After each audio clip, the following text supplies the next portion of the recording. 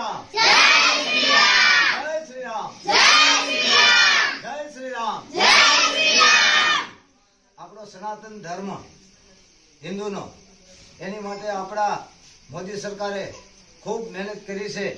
એટલે આપણે બધાયને 22 તારીખે તન મન ધનથી બધાયને આપણી માટે કાયમી માટે સનાતન જળવાઈ જશે એવી સરકારે આપણી માટે મહેનત કરી છે. તો આપણે બધાયને 22 તારીખે જે કાંઈ સનાતન ધર્મ માટે જે કાંઈ યુદ્ધ લડવું પડે એ માટે આપણે મહેનત કરવી જોઈએ. તો ઘીરે ઘીરે સનાતન ધર્મના જોત જગાવવાની, દીવા પ્રગટાવવાના, અને કોઈને રંગોળી પૂરી હોય તો રંગોળી પૂરવાની. બાકી કાંઈ ન થાય. વડીલો હોય એને જય શ્રી રામ ધીરે ધીરે બેઠા બેઠા મનમાં લેવું, એટલે આપણો સનાતન ધર્મ જળવાઈ જાય. અને અહીંયા ભજન મઢી તરફથી 22 તારીખે અહીંયા અખંડ ધૂન 24 કલાક 22 તારીખે રહે.